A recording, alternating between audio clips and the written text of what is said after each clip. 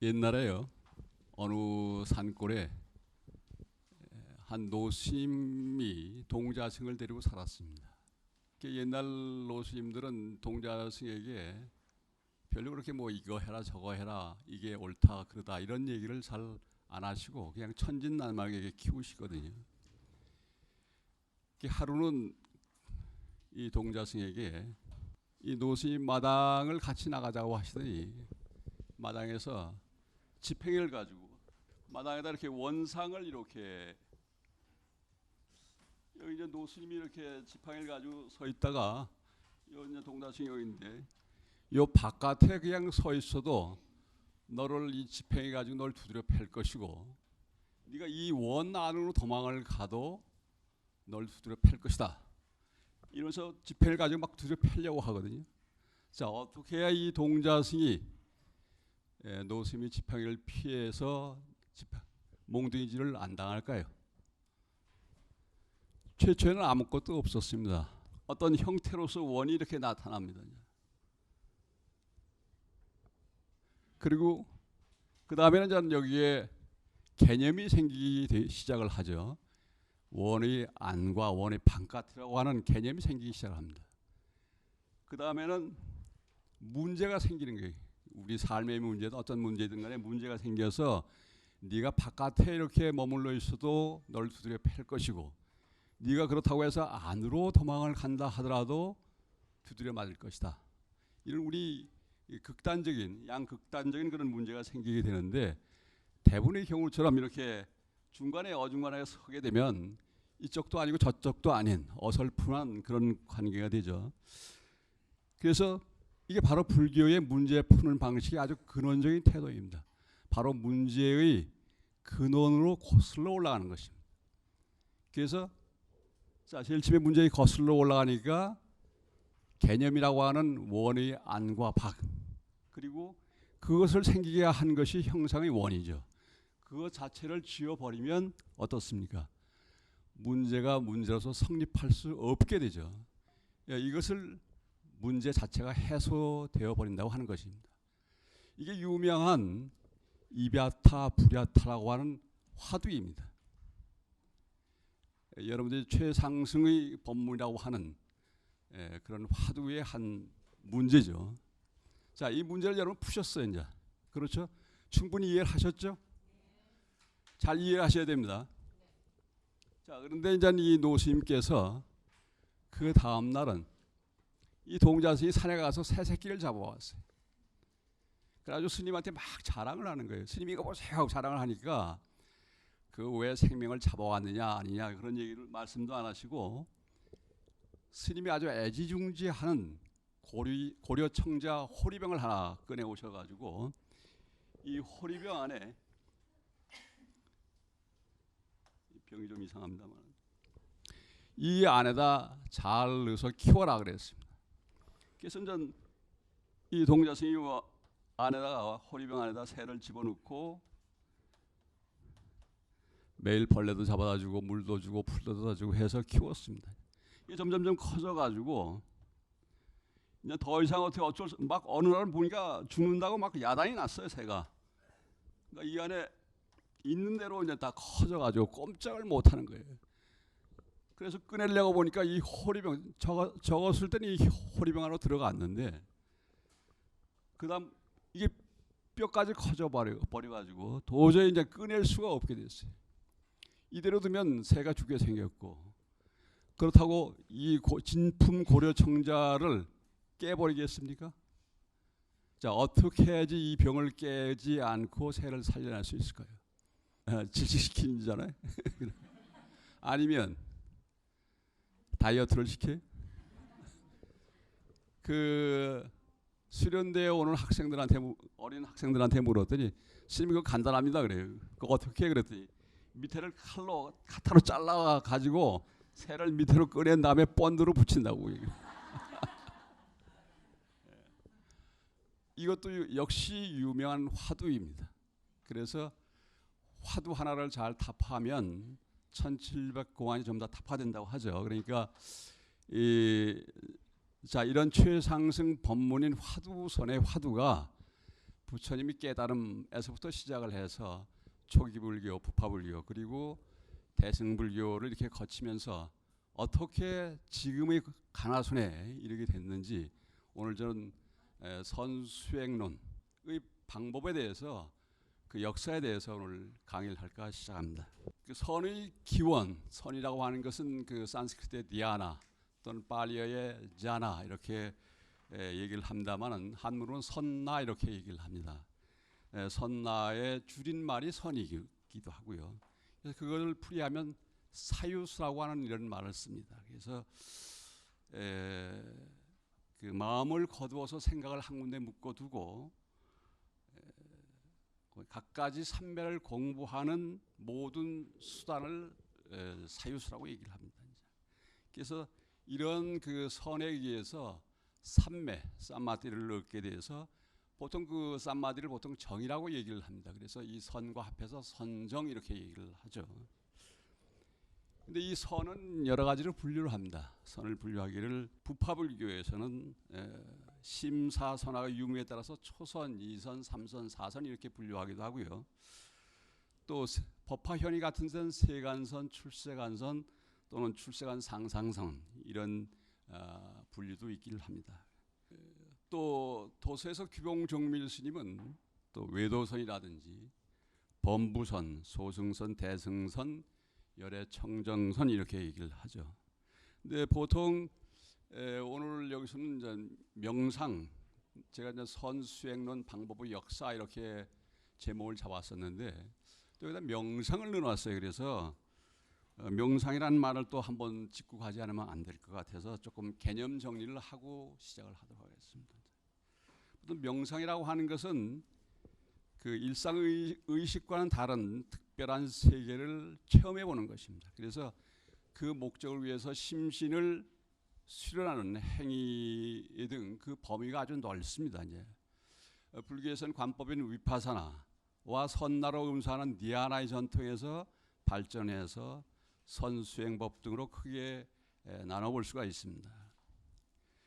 불교 내에서 다채로운 사상과 결속된 다양한 명상법이 전승되어 왔습니다. 사제와 12인연을 관하는 것에서 무상, 고, 무아를 관하는 삼수관, 또 사념처관 이런 근본 불교의 수행법이 지금도 이제 상자부 전통에 따라서 남방불교 지역에서 전승되어 있고요. 또 교를 통해서는 교가의 천태의 일심상관 또는 화엄의 사법계관 또 법상의 삼계유심관 또 삼론종의 팔불중도관 밀교의 삼밀수행법 등으로 이게 벌어져 왔죠. 더 나아가서 선종에서도 이제 묵조선, 간화선의 큰 주류를 타고 특징적인 수행방법을 전승해 오고 있습니다. 이와 같이 불교 전통에는 명상의 범주 안팎을 넘나드는 많은 방편들이 있지만 불교 내부에서는 명상이라는 개념은 늘 사용하지 않고 있습니다. 근데 이게 이제 중국에 와서 그 선이 선종이라고 하는 종으로 이렇게 발전이 되면 그 선종의 어떤 개념은 지금까지 인도 불교 이래의 여러 가지 명상법 이런 것과는 좀 다른 양상을 띠게 됩니다. 그래서 선종의 선이라고 하는 것은 특정한 경전에 근거를 해서 선법의 이치를 세워가지고 수행하는 교정과는 달리 선을 방법이자 그 목적으로 삼는 종파가 선종입니다. 여러분이 잘 아시는 육조해능 이전에는 전통적인 좌선법을 그대로 답습을 했습니다. 육조섬을 기점으로 해가지고 서서히 경전의 문자에서 독립을 해서 독자적인 수행 방법을 정립을 해왔죠. 선종의 역사를 연구하는 사람들은 그 시초를 보리달마스님에서 그 찾고 보리달마스님이 전했다고 하는 사권본 능가경의 사상을 근원으로 삼고 있습니다. 그래서 교회 별전, 교외에 달리 전승을 해왔다 또는 분립문자를 쓰지 않는다라고 하는 그런 선법은 능가경을 바탕으로 해서 그 발전을 하게 됩니다. 이 종지는 선종의 종지라고 하는 것은 경전의 교설에 의존하지 않고 부처님으로부터 유래하는 이심전심의 법을 깨닫는 것에 있습니다. 특히 마조스님 이후에는 오로지 좌선과 방, 할, 크게 몽둥이로 두드려 팬다든지 소리를 크게 지른지 하는 방법으로서 우리의 본래 면목을 깨닫게 하는 조사선의 방법이 나타나기 시작을 합니다. 이후 마조 스님 이후로는 그 심경에 머무르질 않고 대상세계에 활발하게 그것을 펼치는 선법이 수행을 주도하였습니다. 조사선의 방법에 의해서 화두를 근거해가지고 화두를 궁구 참고하는 가나선이 두드러지게 되었죠. 자, 그러면 도대체 부처님께서는 어떤 방법으로 깨달음을 얻었을까?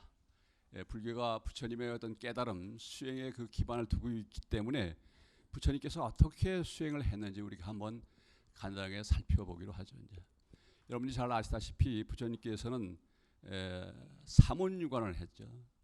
동서사방의 사대문을 돌아보시고 다 생로병사하고 있다고 하는 그런 고통을 알게 되었습니다. 그래서 생로병사의 고통에서 벗어나기 위해서 출가를 하셨습니다. 처음에는 어떻게 했습니까? 처음은 그 당시에 가장 그 선정수에게 뛰어난 두 사람의 스승 우타카 라마부타와 알랄라 깔라마게에서 선정수행을 익히기 시작합니다. 그래서 우리가 마음을 고요히 가라앉혀가지고 깊이 영망의 세계를 지나서 물질의 세계를 지나서 물질도 영망도 다 사라진 무색계의 그 마지막 비상비상처청이라고 하는 거의 동물이 동면하는 상태와 같은 그러한 선정까지 이르게 됩니다. 그렇지만 이 선정에 들어있을 때는 고요하고 정말 그 기쁨이 넘치지만은 그것이 고통의 문제를 해결하는데 해결하지는 못하고 늘 선정주의에 빠져 있는 그런 병폐를 알고 수정주의를 선정을 닦는 그런 방법을 버리게 합니다. 버리고서 그다음에 어떻게 하셨죠? 6년 동안 고행을 시작을 하셨습니다. 고행을 해도 결국 이 생로병사의 문제가 해결되지 않기 때문에 이 고행도 또한 버리시고 그 다음에 니련서에 내려가서 깨끗이 목욕을 하시고 그리고 기운이 너무 없어가지고 쓰러져 있는 것을 그 동네에 살고 있던 같이 집어온 그 수자타라고 한 여인이 받쳐주는 우유죽을 먹고 기운을 차리셔가지고 보리수야에서 일주일간 영맹정신을 하신 끝에 나벌 8일날 음력 12월 8일날 새벽별을 보고 깨쳤다고 하는 것이 이제 우리가 보통 알고 있는 부처님의 깨달음의 과정입니다. 근데 부처님께서도 역시 이제 출가하실 때 그 당시 인도 사람들이 가지고 있는 이 우주에는 브라만이라고 하는 절대의 그런 원리가 있고 우리 속에는 영원히 불변하는 변하지 않는 그 무엇 그것을 아트만 또는 아라고 얘기를 합니다. 그런 것이 있는데 이 브라만과 아트만이 하나가 되는 것이 가장 이상적인 방법이고 우주의 진리를 깨치는 방법이라고 좀 더 생각을 했던 것입니다. 그래서 부처님 역시 처음에는 이 아트만 우리 속에 있는 영원 불변하는 그 무엇 그 아트만을 찾아서 수행을 시작했던 것이죠. 여러분들 혹시 지금도 우리 속에 뭔가 우리 속에 변하지 않는 그 무엇 영원 불변하는 그 무엇이 있다고 생각하시는 분 손 들어보십시오. 그걸 찾아서 수행을 한다고 생각하죠. 많은 분들이 그런 생각을 합니다. 근데 불교는 사실은 부처님의 깨달음을 통해서 그런 우리 속에 영원 불변하는 그 무엇이라고 하는 것은 어디에도 없다고 하는 그 아트만이라고 하는 아가 없다는 무아에서부터 출발합니다. 이건 분명히 잘 아셔야 돼요. 불교와 불교 아닌 것이 다름이 뭐냐면 바로 무아에 있습니다. 우리 속에 아니든 바깥이든 간에 영원 불멸한 그 무엇이라고 하는 것은 어디에도 없다고 하는 그런 철저한 깨달음의 부처님의 깨달음에부터 시작을 하거든요. 부처님이 우리 영마의 근거인 생로병사의 근원인 이 의식의 아주 깊은 심층까지 거슬러 올라가서 아무리 새도 그 무아를 아라고 하는 것을 찾을 수가 없습니다. 그래서 결국은 아라고 하는 것이 존재하지 않는다고 하는 그런 깨침을 얻은 것입니다. 그것이 무아 사상입니다. 보통 여러분들 불교를 얘기할 때 세 가지 표준이 있습니다. 이 표준이 맞아야만, 이 표준에 맞아야만 불교라고 얘기를 하고, 이 표준에 안 맞으면 불교가 아닌 것입니다. 그 표준 첫째가 뭐냐면 재행무상이죠. 재행무상. 일체의 모든 현상이라고 하는 것은, 이거 일체법이라고 하는 것은 다 끊임없이 변해간다는 것입니다. 어떤 것도 멈추지 않고 끊임없이 변해간다고 하는 것이 무상한 것이죠.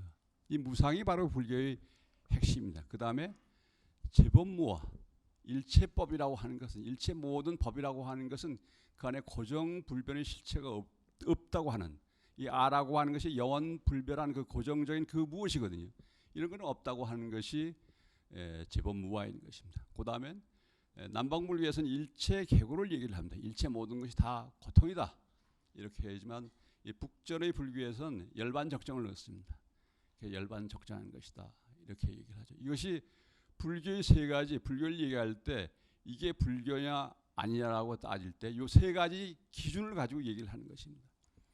그래서 우리가 만일 아직도 우리 속에 영원 불멸한 그 영원이든지 뭐라고 부르짖는 간에 그 무엇이 존재할 것이라고 믿는 것은 불교도가 아닌 것입니다. 그래서 부처님은 이런 무아를 깨치게 됐습니다. 그래서 그러고 나니까 일체 모든 세상의 모든 현상이라고 하는 것은 관계 속에 있다는 걸 깨닫게 하는 것입니다. 그래서 이것이 있음으로 해서 저것이 있고, 저것이 없으면 이것이 없고, 이것이 없어짐으로 해서 저것이 없어지고, 저것이 없어짐으로 해서 이것이 없어진다고 하는 연기의 이법을 깨시는 것입니다. 그 연기 사상이, 연기 법칙이 바로 부처님의 깨달음이고 우주의 본질인 것입니다. 그래서 이 연기라고 한 말이 바로 공이라는 의미와 다르지 않습니다. 또 이것을 다른 말로 바로 중도라고 얘기하는 것입니다. 연기, 공, 중도, 이 세 가지가 부처님의 깨달음의 핵심이고 전 불교의 역사가 바로 연기, 공, 중도에 바탕을 두고 있습니다. 만일 그것이 어떤 불교이든 간에 연기, 공, 중도를 벗어나는 것이면 불교가 아니라고 얘기할 수 있는 것입니다. 부처님의 이런 깨달음을 바탕으로 해서 전 불교의 역사는 이렇게 발전을 하게 되는데, 사람의 근기가 다 다르고 종교적인 태도가 좀 달라서 여러 가지 수행 방법들이 이제 발전하게 되죠. 그래서 초기 불교, 부파 불교는 지관이라고 하는, 지라고 하는 것은 그 칠지거든요. 그 칠지. 또 관이라고 하는 것은 볼관자의 관인데, 지라고 하는 걸 보통 사마타 이렇게 얘기를 합니다. 사마타. 또 관이라고 하는 것은 윗바사나 이렇게 얘기를 하죠. 또 지금도 남방불교에서 부파불교의 핵심을 두고 있는 사념처관이라고 하는 걸 주로 소용을 합니다. 사념처관이라고 하는 것은 신수심법, 그러니까 몸과 우리 수라고 하는 감각, 그 다음에 마음, 그 다음에 법, 이 네 가지를 관찰하는 것인데요. 몸을 봐서는 우리 몸이 이제 그 부정하다, 깨끗이 않다라고 하는, 늘 피, 고름, 오줌이 질질 흐르는 것이, 그런 것을 꽉 차 있는 것이 이 몸이기 때문에 그것이 깨끗한 것이 전혀 없다라고 하는 그런 관법이죠. 그 다음에 관신부정, 수, 감각기죠. 감각기가 늘 변하기 때문에 고통스러운 거죠. 그냥. 그래서 관수시고, 감각기관은 이게 고통이라고 하는 것을 그걸 관하는 것입니다. 또 심이라고 하는 우리 마음이라고 하는 게 늘 변해가니까 이 무상한 거죠. 그래서 관심무상, 마음의 무상함을 관하는 것이 또 하나의 방법이기도 하고, 그 다음에 관법무아, 법이라고 하는 일체의 모든 법이라고 하는 것은 그 아가 실체가 없기 때문에, 그래서 관법무아하는 이 네 가지가 이제 사념처관이 지금도 남방불교에서 주로 하는 수행의 방법입니다. 자, 부처님께서 처음에 이제 선정을 닦으실 때 비상초청이라고 하는 그 우리 의식의 가장 밑바닥까지 이렇게 내려갔었는데, 그럼 우리 의식의 전 의식의 모든 과정을 다 봤다는 얘기거든요. 근데 도대체 부처님께서는 우리 의식이 어떤 층에서 깨달음을 얻었을까? 이게 상당히 궁금한 거거든요. 우리가 보통 욕망이 들끓는 그런 번뇌의 마음에서부터 마음이 하여튼 뭐 생각도 좀 더 사라지고 사라졌다는 그 생각조차도 사라져버린 동물이 동면하는 것과 같은 그런 상태까지 다 낱낱이 도달해 봤는데 거기서 깨닫지는 못하고 나중에 이제 그 용맹정리를 하셔가 일주일 사이에 깨닫는 동안에 깨달음을 얻은 것이 잡아함경에 의하면 제4선정에서 깨쳤다고 이렇게 말씀하십니다. 그 색계 제4선정이라고 하는 것을 깨쳤다고 말씀을 하거든요. 그래서 도대체 이 색계 제4선정이라고 하는 것이 어떤 것일까? 라고 이제 그 최근에 와서 뇌과학자들이 이런 분들이 많이 연구를 해봤더니 대개 우리 의식의 층은 뇌파로 측정을 하면 마음이 막 들뜬 상태인 산란한 마음이 있는 보통의 성인의 마음에 있는 베타파에서부터 마음이 좀 고요해지고 안정되면 이 뇌파가 떨어진답니다. 그래서 그 알파파 상태인 보통 얕은 알파, 깊은 알파 이렇게 나누죠. 그래서 부처님께서는 이 10.5 사이클 돼서 깨치지 않았는가. 그러니까 되게 그 제4선정이라고 하는 색계 제4선정이라고 하는 것이 그것이 지금 우리가 뇌파서 얘기하는 10.5 사이클과 어떤 관계에 있는지 그건 아직 자세히 모르겠습니다만 어쨌든 10.5 사이클은 대단히 이 의미 있는 사이클대가 있는데요. 여기에서 깨달음이 그것이 작은 깨달음이든 큰 깨달음이 일어난답니다. 근데 다만 우리가 이제 조금만 마음을 가라앉히면 10.5 사이클 때는 그냥 들어가거든요. 마음이 고요하게 가라앉으면 그 깨달음이 일어나는 상태는 다르답니다. 이제 어떻게 다르냐면 우리 뇌에 이제 큰 뇌, 작은 뇌 뭐 이렇게 여러 가지 뇌가 있는데 거기서 나오는 파장이 다 조금씩 다릅니다. 이제 어떤 데서는 알파파가 나오고 세타파도 나오고 뭐 베타파도 나오고 델타파도 나오고 그러는데 전 뇌의 깨달음이 일어날 때는 전 뇌의 파장이 전부 다 공조 현상을 일으킨다는 것입니다. 그것도 10.5 사이클 때에서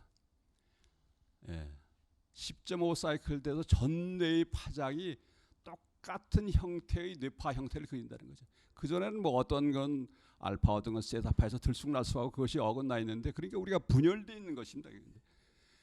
그래서 우리는 이런 부처님의 깨달음 또 작은 깨달음이든 큰 깨달음이든 깨달음을 얻기 위해서는 마음을 가라앉아서 정신을 통일할 필요가 있는 것이죠. 그런데 이 모든 수행의 핵심되는 건 인도불교 이래 부파불교 초기불교부터 대승불교에 이르기까지 인도불교의 핵심 사상은 바로 조금 전에 말씀드렸던 지관에 있습니다. 사마타 위파사나에 있습니다. 그래서 이 위파사나 지관 사상에 대해서 좀 정리를 하고 넘어가야 될 것 같습니다. 자, 이 사마타 또는 지라고 하는 것은 일반적으로 어떻게 얘기를 하냐면요. 하나의 대상에 집중하는 수행으로 대상을 있는 그대로 관찰하는 위파사나의 수행을 위한 준비 단계이자 또는 전제 조건이라고 얘기를 하고 있습니다. 또 사마타는 마음을 오로지 한 대상에 모아 집중해서 들어가기 때문에 삼매에 들어가서 그러니까 이 하나의 대상에 집중해가지고 마음을 오롯이 하기 때문에 삼매 선정에 든다는 거죠. 그리고 온갖 번뇌와 망상, 분별 작용이 그치는 경지라고 이렇게 얘기를 합니다. 또 번뇌가 없는 고요한 마음의 상태인 선정을 가리키는 말이다라고 이제 이 사마타 지를 얘기를 하기도 합니다. 그렇다면 이 관이라고 하는 위파사나는 어떤 거냐면 마음에서 모든 분별 작용이 사라져서 고요해졌을 때, 즉 사마타가 이루어졌을 때 대상을 있는 그대로 보게 되는 위파사나 작용이 이루어지게 됩니다. 그래서 보통은 위파사나를 닦기 전에 사마타를 닦아야 된다 얘기를 하지만 꼭 그런 것은 아닙니다. 이것은 사마타 위파사나가 때에 따라서는 조합을 달리하는 수도 있습니다. 일반적인 것이 이제 지를 먼저 닫고 관을 닦는 것이 일반적이지만은 두 번째는 관을 먼저 수행을 하고 그다음에 지를 수행하는 그런 접근 방법도 있습니다. 또는 지관을 번갈아 반복해서 수행하는 그런 접근법도 있습니다. 또는 관만을 수행하는 이런 접근법이 있어서 지관의 조합은 여러 가지일 수가 있습니다만은 일반적으로 하는 것이 이제 먼저 사마타를 먼저 닦고 그 다음에 위파사나를 닦는 것이 일반적입니다. 그 사마타 위파사나가 그 대승불교에도 물론 연관이 돼서 쭉 이어져 와서 중국에 와서는 천태지라고 하는 천태종의 아주 뛰어난 스님에 의해서 잘 정리가 되어 있습니다. 그래서 차제지관이라고 하는 그런 석선바람일 차제법문이라고 하는 그런 아주 방대한 저술로서 지관을 잘 정리하는 그 가운데 육묘문이라고 하는 것이 있습니다. 6가지 묘한 문인데요. 이 육묘문 속에는 부처님 당시에 초기 불교부터 수행해서 부파불교이든 대승불교의 여러 가지 수행법이든 간에 모든 수행의 어떤 핵심인 그 바탕을 깔고 있는 6가지 방법. 6가지 방법을 통해서 열반에 이르기 때문에 묘한 문이다 이렇게 얘기를 합니다. 그래서 육묘문은 이게 대단히 중요한 거라서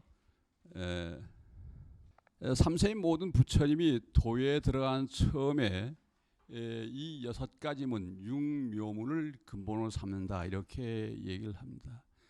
제가자인 모희라고 하는 그런 그 관리, 아주 뛰어난 관리의 요청에 의해 가지고 일반 사람들에게 틀에 얽매이지 않고 쉬우면서도 정확하게 깨달음에 이를 수 있도록 설한 자비 법문이 육묘문입니다. 6가지 묘한 문. 이것은 수지관 환정이라고 하는 6가지 방법입니다. 수라고 하는 것은 셀 수를 세는 것입니다. 두 번째 수는 따르는 수입니다. 따른다고 하는 말이죠. 따를 수. 세 번째는 조금 전에 얘기했던 그칠지. 그 다음에 네 번째가 이제 볼관이죠. 그 다음에 5번째가 환, 6번째가 정. 그래서 앞에 이제 수지 요 3가지는 선정을 닦는 법이고 뒤에 이 환정은 지혜법이라고 이렇게 나눠서 설명을 하기도 합니다. 그래서 수행에서 깨닫는 측면은 모든 선이라고 하는 수행 방법이 다 육묘문에 속하지만은 단지 순서대로 이 수행의 순서대로 생기는 양상만을 취해서 그 진리에 들어가는 핵심적인 바른 깨침을 밝히는 것입니다. 불교의 역사 중에서 인도 불교는 그 중국 불교와 만남으로 해서 700년대에 들어와서 크다큰 변화를 겪게 됩니다. 첫 번째는 732년에 활대의 대운사라고 하는 절에서 무차대를 하게 됩니다. 이 당시에는 전 북정선이라고 하는 그 당시의 전통적인 수행 방법이죠. 북정의 그 대표적인 인물이 신수라고 하는 분이죠. 여러분들이 잘 아시는 신수. 그다음에 이제 육조 해능 스님 이런 시대인데요. 북정선의 기본적인 태도는 경전에 근거한 경전을 바탕으로 해서 점차적으로 닦아가는 점수법입니다. 차근차근 단계적으로 수행을 닦아나서 이 점수법은 보통 지금 남방불교에서도 그렇지만 3아승직업을 닦아야 성불할 수 있다 이렇게 얘기를 하는 것인데 중국에 들어와서는 이 도노법 단박에 깨쳐서 부처의 경지에 든다. 단박에 수행이 완성될 수 있다라고 하는 도노 사상이 생겨남으로 해서 필연적으로 부딪힐 수밖에 없죠. 그래서 732년에 활대의 대운사에서 북정의 대표 주자인 신수의 제자인 보적 스님하고 남정선을 대표하는 그 육조 스님의 제자인 하택 신해가 논쟁을 벌이게 됩니다. 이게 유명한 활대 대운사의 돈점 논쟁인 것입니다. 하택 신해는 북종선의 대표 주자인 보족섬을 향해서 뭐라고 얘기를 하냐면 사승지 방이요 법문시 점이라고 하는 이런 얘기를 합니다. 당신 스승은 신수라고 하는 그런 방계의 스승이라는 거죠. 정통의 계가 아니고 정통 계통이 아니고 방계라는 것입니다. 정통은 바로 우리 스님이신 육조해능 스님이다 이런 얘기입니다.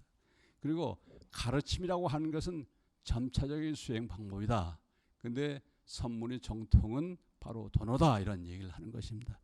그러면서 구체적으로 그 수행 방법이 북정선의 당신들의 가르침이라고 하는 것은 네 가지인데 응심입정, 마음을 집중해서 선정에 들고 그 다음에 주심 간정, 그 마음에 머물러서 선정을 살피고 그 다음에 또 마음을 일으켜서 바깥을 비추는 기심외주 해가지고 그 다음에 섭심 내증한다. 마음을 거두어서 안으로 깨달음을 얻는다. 이런 것이 북정선의 대표적인 수행 방법인데 이런 것들이 전부 다 점수적인 그런 태도라는 거죠. 그러니까 지금까지 우리가 쭉 봐왔듯이 지관사상이라든지 육묘물이라든지 이런 것들이 다 여기에 속하는 그런 방법들이죠. 전통적인 방법이죠.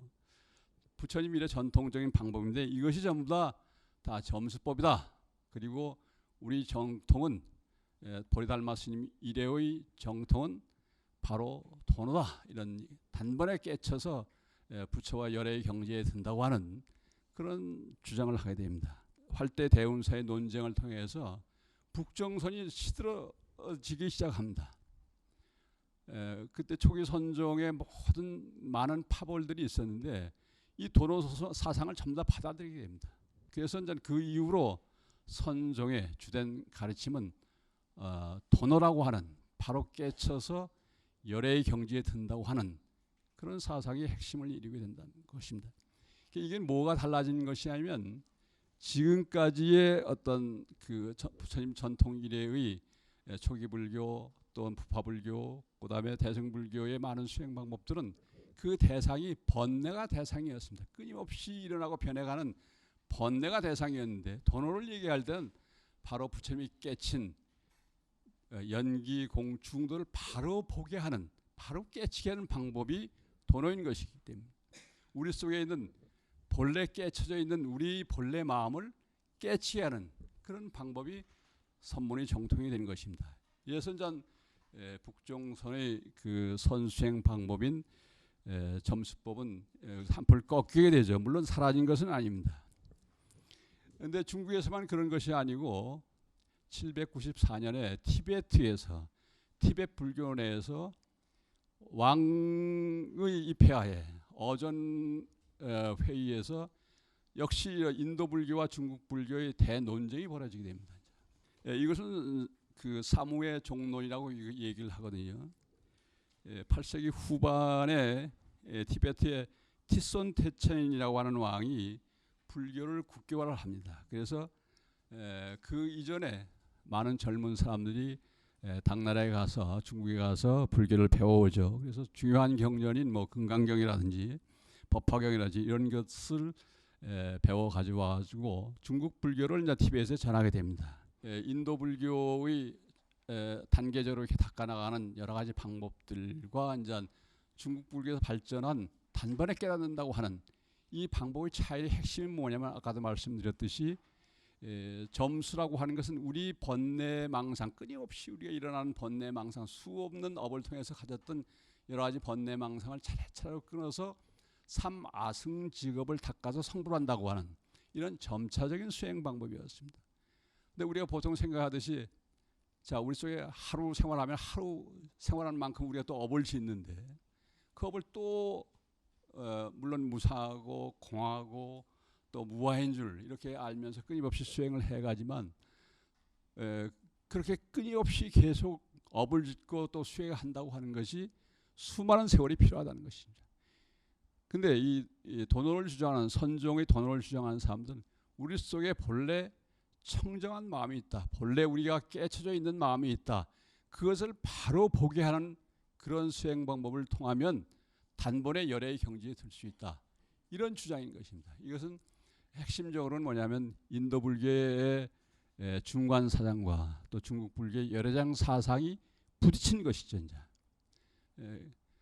그래서 이제 중국 선종은 이런 점성인 수행 방법에서 도노 사상으로 큰 변화를 이루게 됩니다. 이제.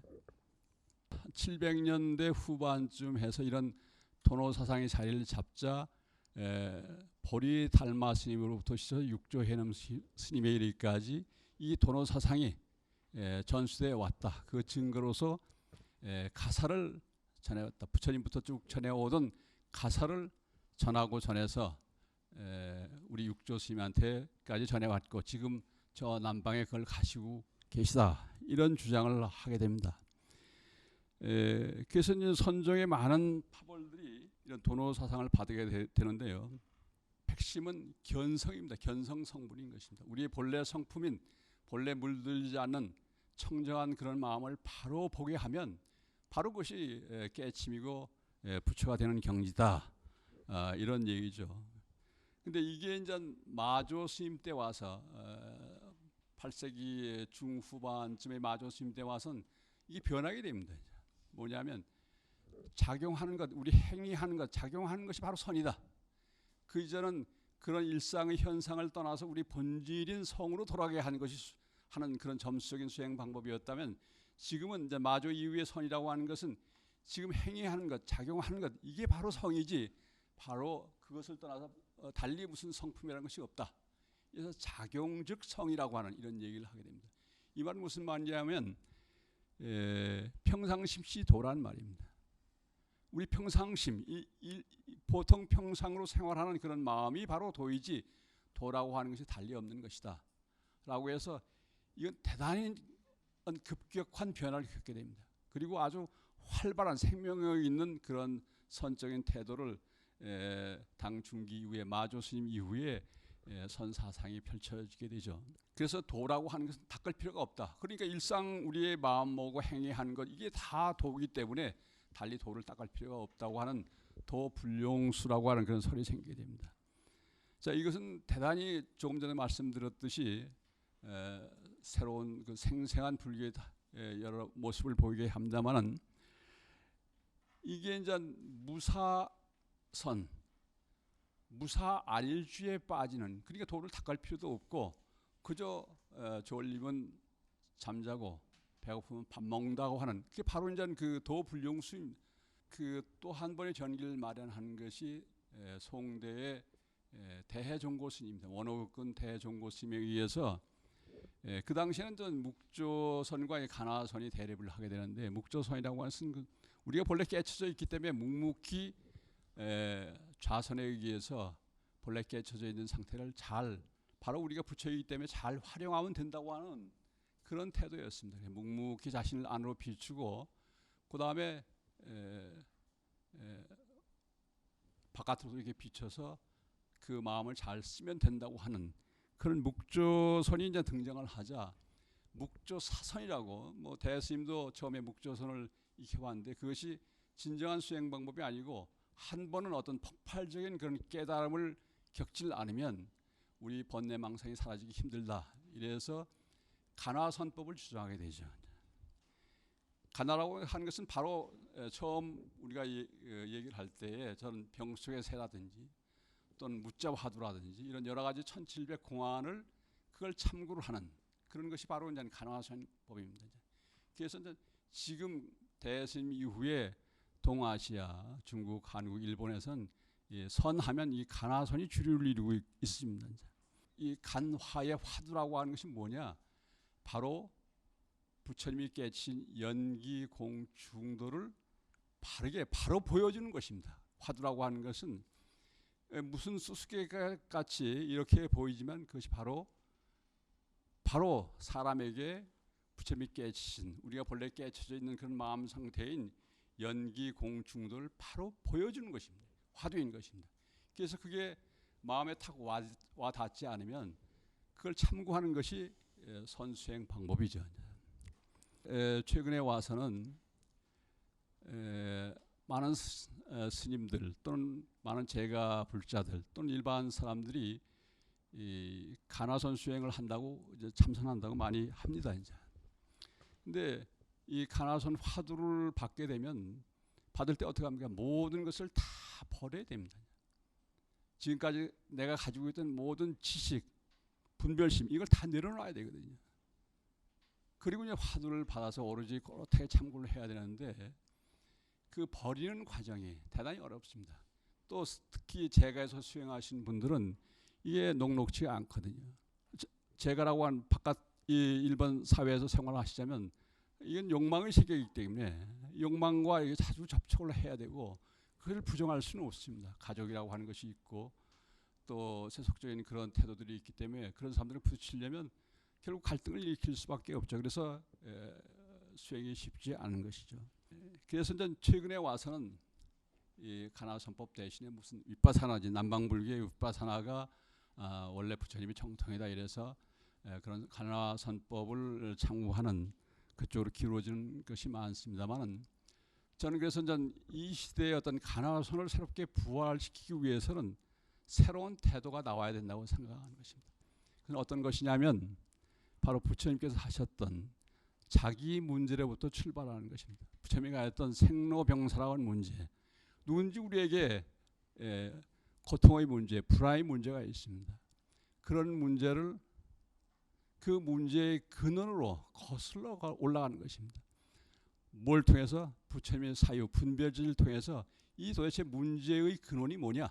왜 우리가 이렇게 고통받고 불안하고 또는 그 생사를 두려워하는 이런 것들은 도대체 어떻게 생겼는지를, 왜 생겼는지를 그 문제의 근원으로 잘 따져서 부처님의 사유에 의해서 잘 따져서 거슬러 올라가면 이 언어와 생각이 도대체 미칠 수 없는, 그걸로는 다 해결될 수 없는 어떤 막다른 골목에 도달하게 됩니다. 그럴 때 더 이상 앞으로 갈 수도 없고 그렇게 물러날 수도 없게 되거든요. 그럴 때에 그런 문제를 가지고 선식하고 부딪혀서 선식이 그것을 화두화시켜주는 그런 태도가 생겨날 때 바로 3일에 깨치고 일주일에 깨치는 그런 어떤 도노의 어떤 형태가 나타날 수 있습니다. 선수행은 이렇게 지금까지 얘기한 그런 지관, 특히 이제 선정산매에 들어서 화두를 잘 참고해 가면 또 그리고 그 화두를 들 때 어떤 한 군데다 단전이든지 이마이든지 한 군데 이렇게 오래 유지를 시켜야 됩니다. 경호 스님은 고양이가 쥐를 잡듯이 닭이 알을 품듯이 그렇게 지속적으로 유지를 해가야 되는 것입니다. 근데 보통 여러분들 화두 참고하시는 분들도 계실 줄 믿습니다만은 화두를 참고할 때에 그 왜 어째서 도대체 평소에 병을 깨치지 않고 꺼낼 수 있을까라고 하는 그런 의문을 계속 일으키게 되면 그게 순수하게 지속되다 보면 이 이마 속에 이렇게 어떤 조이는 느낌이 와집니다. 그게 지인 것입니다. 그때 그 지의 상태를 잘 유지해서 고양이가 쥐를 잡듯 또는 닭이 알을 품듯 그 상태를 잘 한 반나절 정도는 잘 유지를 해야 됩니다. 앉든지 일어서든지 간에 그 상태를 잘 유지를 하면 하루 정도 지나면 그 상태가 이제 버릴래야 버려지지 않는 그런 상태가 오게 됩니다. 그렇게 되면 그때를 이제 의단이라고 얘기를 합니다. 그 이전은 왜 어째서라고 자꾸만 의심을 일으켜서 의정을 일으키게 되는데 그게 점점 더 진행이 되면 의단의 상태가 됩니다. 그러니까 그 의단의 상태가 되면 밥을 먹거나 뭘 하든 간에 화두가 떠나지는 않습니다. 그 상태가 더 지나게 되면 화두가 밥 먹고 또 화두가 말하고 화두가 걷고 하는, 화두가 나를 움직이게 하는 그런 상태가 되죠. 그 상태에서부터 3일 내지 일주일은 반드시 화두가 타파되는 깨달음의 경지에 들어가는 그런 문이 열리게 됩니다. 이때부터가 진정한 의미에서 공부의 시작인 것입니다. 이 간화설이 어떻게 해서 부처님이 깨달음부터 연호위에서 역사적으로 어떻게 발전 변화돼 왔는지를 좀 주마간산식으로 이렇게 말씀을 드렸습니다만 이 초기 불교, 부파 불교 쪽은 좀 생략을 많이 했습니다. 왜냐하면 그건 다른 강의에서 또 다른 그 선생님들이 하고 있기 때문에 저는 주로 이제 북전 불교의 지관 사상과 이 간화선, 오늘날 간화선이 어떻게 여기까지 발전을 해왔고 앞으로 이 간화선이 더 살아나기 위해서는 어떻게 해야 될지를 말씀드린 것으로 이 강의를 마치도록 하겠습니다. 감사합니다.